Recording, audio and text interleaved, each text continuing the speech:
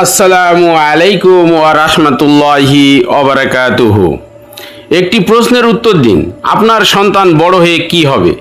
এই প্রশ্ন করলে বেশিরভাগ বাবা মা বলেন ডাক্তার হবে, ইঞ্জিনিয়ার হবে, সরকারি চাকরি করবে।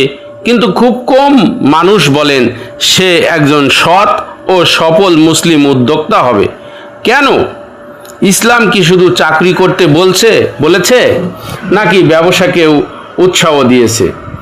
আজকের ভিডিওতে আমরা কোরআন, সুন্নাহ ও বাস্তবতার আলোকে জানব চাকরি আর ব্যবসার মধ্যে ইসলামের দৃষ্টিভঙ্গি কি।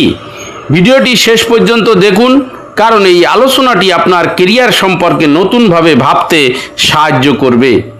প্রথমে একটি বিষয় পরিষ্কার করে নেওয়া জরুরি। ইসলাম কখনোই হালাল চাকরিকে নিষিদ্ধ করেনি।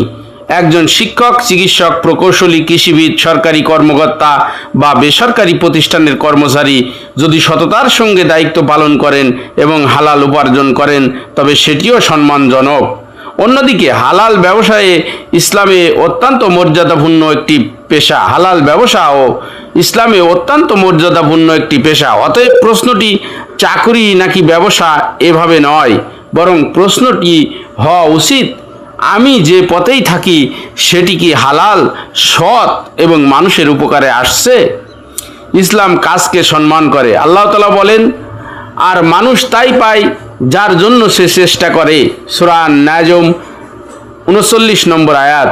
এই আয়াত আমাদের শেখায় অলসতা ইসলামের শিক্ষা নয়। পরিশ্রম, চেষ্টা এবং বৈধ উপায়ে উপার্জন, এই সবই ইসলামের অংশ। আপনি চাকরি করুন বা ব্যবসা করুন, উভয় ক্ষেত্রেই আপনাকে পরিশ্রম করতে হবে। চাকরির সৌন্দর্য।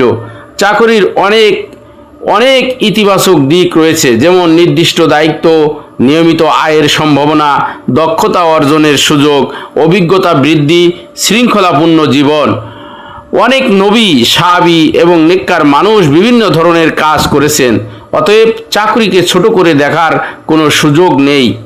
যদি আপনি একজন সৎ কর্মচারী হন, সময় মতো দায়িত্ব পালন করেন এবং কাউকে প্রতারণা না করেন, তাহলে সেটি ও ইবাদতের অংশ হতে পারে। ব্যবসায় বিশেষ মর্যাদা। ইসলামের ইতিহাসে আমরা দেখি রাসূলুল্লাহ সাল্লাল্লাহু আলাইহি ওয়াসাল্লাম নবুয়তের আগে ব্যবসা করতেন। তার সততা, বিশ্বস্ততা ও ন্যায়পরায়ণতার কারণে মানুষ তাকে আল আমিন নামে ডাকত। এটি আমাদের শেখায় ব্যবসা শুধু অর্থ উপার্জনের মাধ্যম নয়, বরং চরিত্র প্রকাশেরও একটি ক্ষেত্র। ব্যবসায় লাভের পাশাপাশি বিশ্বাস অর্জন সবচেয়ে বড় সম্পদ। চাকরি ও ব্যবসার মৌলিক পার্থক্য সহজভাবে বললে, চাকরিতে আপনি আপনার দক্ষতা ও সময়ের বিনিময়ে পারিশ্রমিক পান। ব্যবসায় আপনি মানুষের সমস্যার সমাধান, পণ্য বা সেবা প্রদান করে মূল্য সৃষ্টি করেন। দুটোই সম্মানজনক, কিন্তু ব্যবসার একটি অতিরিক্ত বৈশিষ্ট্য হলো আপনি চাইলে অন্যদের জন্য কর্মসংস্থান তৈরি করতে পারেন। একজন উদ্যোক্তার সফলতা অনেক পরিবারের জীবিকা সৃষ্টি করতে পারে। কেন মুসলিমদের উদ্যোক্তা হওয়া দরকার? একটি শক্তিশালী সমাজ গড়তে শুধু ভালো মানুষ নয়, ভালো প্রতিষ্ঠানও দরকার। ভাবুন, যদি মুসলিমরা হাসপাতাল গড়ে, প্রযুক্তি প্রতিষ্ঠান তৈরি করে, শিক্ষা প্রতিষ্ঠান চালায়, কৃষি ও উৎপাদনে এগিয়ে যায়, হালাল পণ্য বিশ্বে পৌঁছে দেয়, তাহলে শুধু ব্যক্তিগত নয়, পুরো উম্মাহ অর্থনৈতিকভাবে শক্তিশালী হবে। এই কারণেই উদ্যোক্তা তৈরি করা একটি সামাজিক দায়িত্ব হতে পারে। কোনটি আপনার জন্য উপযুক্ত? সব মানুষ ব্যবসায়ী হবেন এমন নয়, সব মানুষ চাকরিও করবেন এমনও নয়। আল্লাহ প্রত্যেককে ভিন্ন ভিন্ন যোগ্যতা দিয়েছেন। নিজেকে প্রশ্ন করুন, আমি কি ঝুঁকি নিতে প্রস্তুত? আমি কি মানুষের সমস্যার সমাধান করতে ভালোবাসি? আমি কি নেতৃত্ব দিতে পারি? আমি কি নতুন কিছু তৈরি করতে আগ্রহী? যদি উত্তর হ্যাঁ হয়, তাহলে ব্যবসা আপনার জন্য একটি ভালো পথ হতে পারে।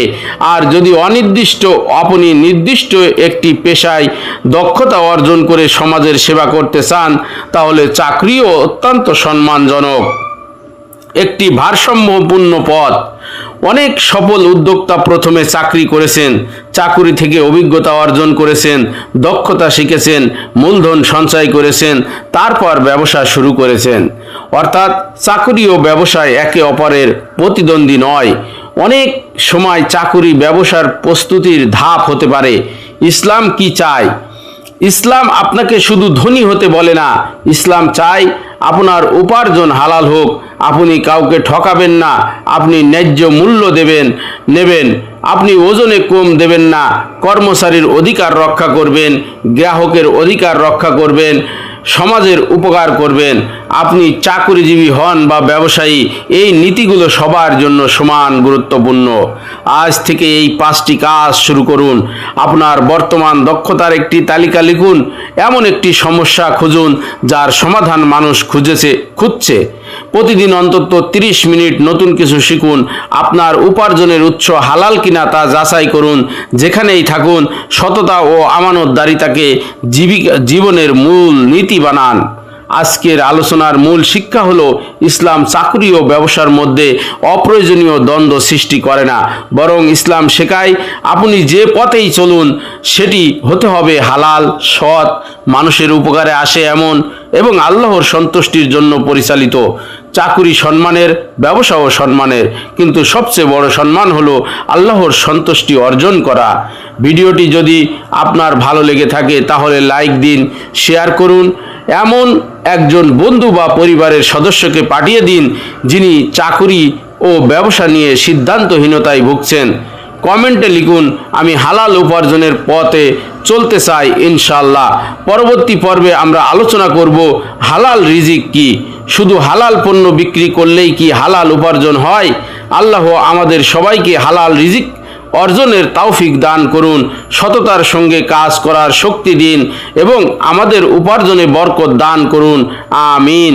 মনে রাখবেন, সফলতা, রিজিক, লাভ, লোকসান এবং সব কল্যাণ একমাত্র আল্লাহ তাআলার পক্ষ থেকেই আসে।